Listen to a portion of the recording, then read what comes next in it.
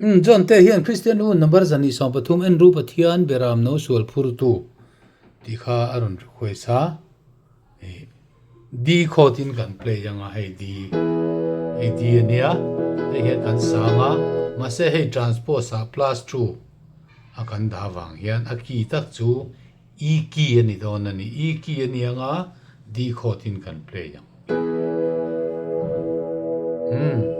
kan hre thiamang chungo plus 2 kan lo san to wang khan helaya di hian met maila hi e key ani thani c chu metila c kan me hian plus 2 ani to wangin d key ani hi chuan d kan han me le khan d khota kan han me le khan plus 2 ani wangin transpose khan hi e key ani thani kan hre thiamang chu mo do transpose mi aloila chu aki chu hei hi do hei transpose mi alowin ani tani ti chuan kan transpose chuan plus 2 kan da chuan hemi ri ang che hian hei hi ron ri thon ani kain an reng kha hei hi e ani tani en ru Pathian Beramno sual phurtu aming kalwa ritlanga chuan thing an che dong chung ma chuan an khai kang katana ti sen lua luang chuan chandam tu nak thiang lin chandam tu nak thiang lin ma chuan ti sen le tui a lo luang chuan ka thin chuan ka thin lungin thei ngil su se visual final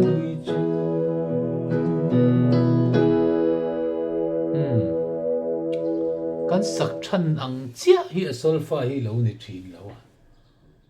lai kha boi thak ve khop mai tuna solfa hi han en lok tiang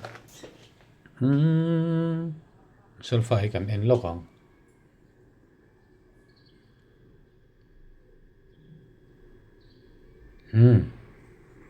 gan en thei tong chu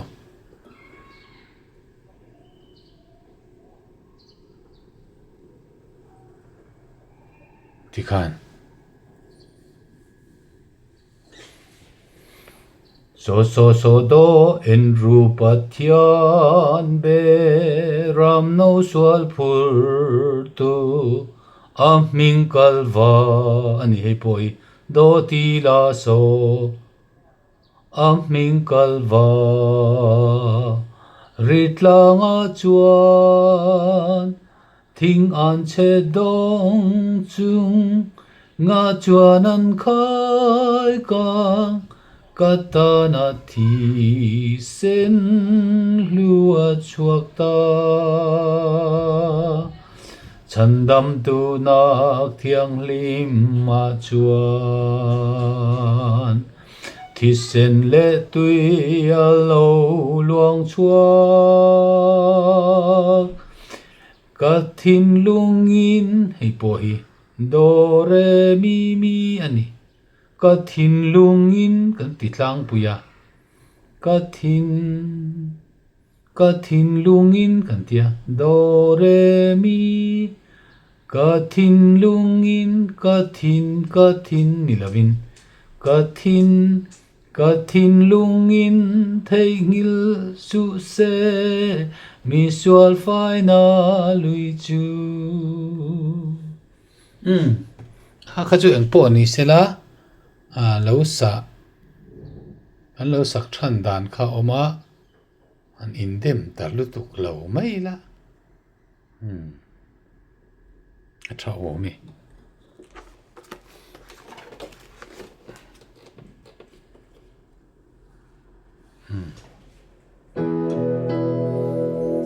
en ru Pathian Beramno sual phurtu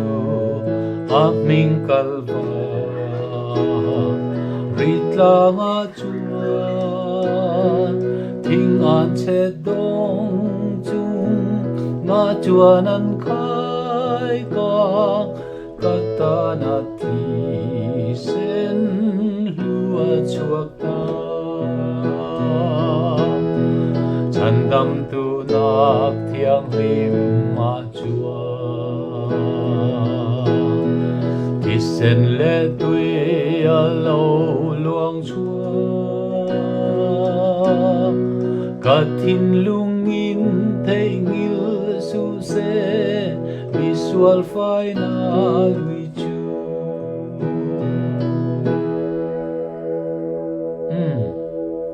kaka asol fa ni ta ni leng khom in a sak thei boka leng khom chuan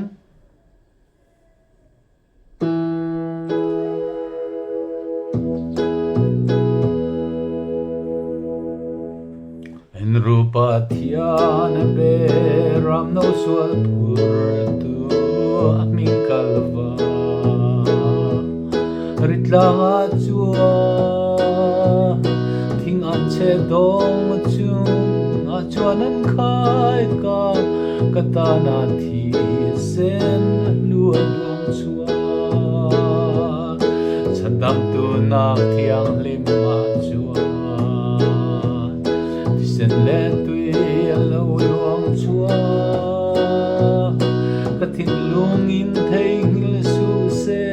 visual final we chu